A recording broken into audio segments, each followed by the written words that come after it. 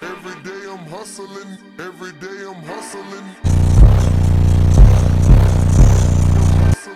Every day I'm hustling.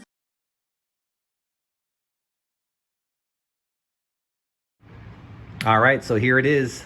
This is my banging on a budget build, I call it, right, for the Lexus IS250. You're not going to get better bang for your buck than this here. So I got the Sundown Audio LCS-12's. These are under $90 a piece shipped, which is just phenomenal. This amp here that I'm using is a Skar Audio 800 RMS amp. Again, this was under $150 shipped. Comes with a nice adjustable bass knob you can run up front as well. So I think overall for the money, literally under 350 bucks shipped, you know, you're gonna get some pretty wicked bass. I got a decent box coming that I'm gonna be putting all this stuff in and putting into the trunk of the Lexus, so I'm excited for it and looking forward to get this installed. So without further ado, let's get this rocking and rolling and get some demos rolling. All right, so really quick, here's the box that I got made. It is made out of 3/4 inch MDF, so it's gonna be pretty solid, and again, for the price, you really can't beat it. And it's gonna not take up too much trunk space, if any at all, in the back of the Lexus. That's why I chose it, to be as stealth as possible. But I'm gonna go ahead and get the subs installed, put it together, and we'll see how she sounds. All right, guys, and for those of you that are joining my channel for the first time, this is what I'm coming from, okay? This is where I'm putting all my money into car audio. That's why I didn't want to spend too much money on the other one. So my primary build here, I got two Sundown ZV515s in a custom built enclosure. I got a Crescendo Encore 12K. Very, very huge and powerful amp here. In the back, I got my battery bank. I got 3 XP3000 batteries, massive distribution block, double 0 gauge wiring throughout. Coming around here, there's my prized possession right there. Two Sundown ZV515s in a very nice custom built Baltic birch box from Down for Sound. This thing just absolutely pounds like crazy. Does well over 150 dB on music, and I just couldn't be more happy with this setup here. So that is why, again, I've spent a lot of money on the best of the best, and now I want to do a budget build and see how much bass I can get with the least amount of money. So anyway, I just wanted to shoot a quick video of this for those of you that are joining my channel for the first time. All right, guys, so it's been kind of a pain in the ass here trying to get my stereo done here in the Lexus IS250.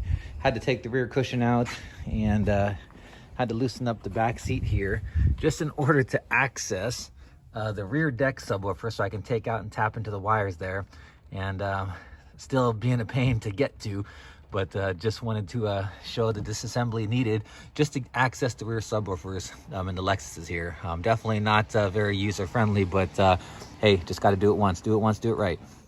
All right, so after lifting up the rear deck lid here, you got that one pin connector there that plugs into the subwoofer.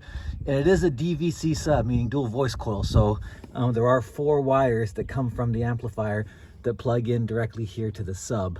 So I'm gonna go ahead and take off those 4 bolts here and remove the sub, and then tap into those wires to run my line out converter to plug into my new amp. So here we go. All right, so trying to squeeze the camera under here. Here was the plug that was going into the factory sub. As you can see, there's a pink, a brown, a green, and a light blue. Let me see if I can swivel that around here. There it is. All right. You can tap into the wire here to go into your line output converter, or you can do it in the amp or by the amp. I think I'm going to do it by the amp because there's just more space to work with and it's going to be easier for me. So I'm going to go ahead and show you back at the amp here. All right, so going back to the factory amp here, it's going to be the middle plug to tap into the factory subwoofer. Okay, so let me see here. Let me get my bearings. So you got the plug that's closest to the front, the second one, the third one, and the last one. It's actually going to be the second one here, okay? The second one from the front. And as you can see, you got the same 4 wires right there, the same 4 colors. You got the pink, the blue, the brown, and the light green, okay? Those are gonna be your your wires that you tap into for your subwoofer. Plug into the line output converter, okay? All right, so what I went ahead and did is I unplugged the connector from the amplifier and isolated the outputs that go to the subwoofer, which, like I mentioned before, you got 2 sets since it's a DVC sub. You got the brown and green, which is one channel, and then you got the pink and light blue, which is the other channel. Okay, what you're gonna do is you're gonna get your line output converter here, right? I got this one here. It's not the most fancy one, but it works, had good reviews. Okay, you got your one channel here, gray ones, and you got your other channel here, the green ones. So what you're gonna do is you're gonna pick a channel. It doesn't really matter here in all honesty, so I'll go for the green. Okay, so the brown is going to be your positive wire and the green is going to be your negative wire for one channel. So you're going to take your line output converter, pick your channel, doesn't matter, and you're going to pick the solid green one is going to go with the brown, and the green with the little white stripe there is going to go to your green wire. Okay, and then for the other channel, what's going to happen is you're going to take your gray wires, and the solid gray wire is going to go to your pink, which is your positive, and then the gray wire with the stripe, which is your negative, is going to go to the light blue wire. Okay, that's your negative. So I'm going to go ahead and get these all connected and soldered up, taped up, zip tied, secured, and go from there. All right, so I got the line output converter installed, and voila, your factory amp now has RCA outputs. And they got the gain adjustment there, so after you get everything hooked up, you can get the gains adjusted properly. But the last little headache that I had was to find a remote turn-on wire. I scoured the internet and Lexus forums and got a lot of conflicting information about some mythical orange wire, and then maybe a red wire or a pink wire in the corner. I thought maybe that one was it right there, but I wasn't getting 12 volts with the car on. Or with the car off, right? I wasn't getting anything. And with my multimeter here, the only thing that I got here out of all these wires where it's 0 with the car off and 12 volts with the car on is on the very last plug here, closest to the rear, would be, give me a second here. So the second from the end, not that blue wire, but that little thin white one right there, okay? So yeah, if you're looking at the plug like that, on the bottom row, third one in from the right. Okay, it's a little white wire right next to in between the blue and black wire. Okay, that gives me 12 volts when the car is on, and it gives me 0 when the car is off. So that is what I'm going to tap, okay, because I really didn't want to run a wire from the front cigarette lighter or head unit or anything like that, or a separate switch. So I'm gonna go ahead and go with that, okay? And I'm pretty sure it's gonna work because I tested it, and I'm getting 12 volts while the car is on, running, and 0 went off. So that's what I'm gonna use.